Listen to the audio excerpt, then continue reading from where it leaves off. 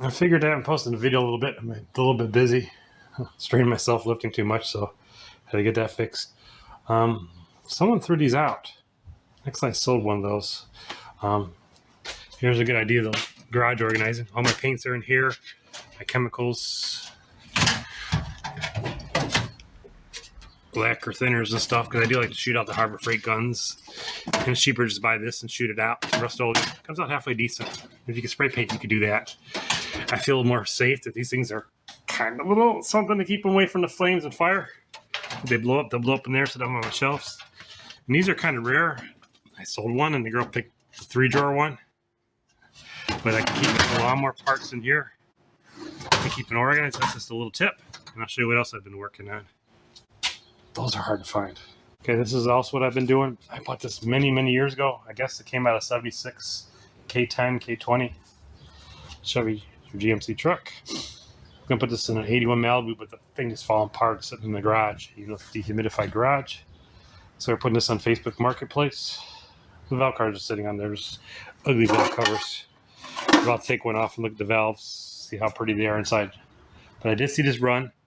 Contrary to popular belief, you can run them with just a flywheel or flex plate. You don't need a clutch flywheel. And this says 128.75. That means it's a 1976 block. This says GM 10T. T is for truck.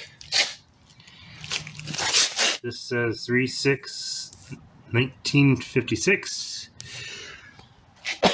So it's a 1976 Chevy block. This is a truck one, so it's got smaller port heads, so it's great for torque, but it's like 230 horsepower. You can get a stock small, worn out 4.8 Chevy LS and do that and have a lot less weight. But since we got rid of the Malibu and it's been sitting here for countless number of years, this is, actually doesn't have the right bracket. That one's worth money if that was the right one, but it's bent, so that's not it. So this is kind of what we've been working on. And since we call ourselves mobile mowers, this came in a piece of equipment at the local scrapyard. It's a Predator. I think it's about 20 horse. And we got a carb for it. One off a Honda. This is a Honda clone. We got one for it so we can put it on and get it running.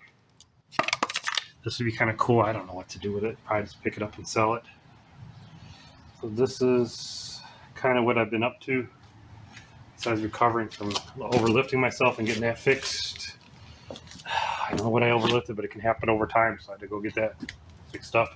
Oh, you're not supposed to do nothing even over 10 pounds for weeks. Go try that. So this is my little project list of what I'm going to do or what I'm up to. So if you find a little blast, and this is my little updates, I really can't go yards and do much anymore. But we'll repair a little equipment. And this we got on scrap for like 15 bucks. Actually started in the scrap jar when I put gas down it. Only thing wrong with it was the fuel line hoses rotted out. Big cracks in there. And then the bowl was all dirty, nasty, somewhere around here. There's the bowl. I'm just missing the bowl gasket. This was clogged up. That's the wrong size. Had a new filter in it, so this little Craftsman, we had a bag here. We'll run again. Scrap yard, scrap pile, lawnmower running. Watch.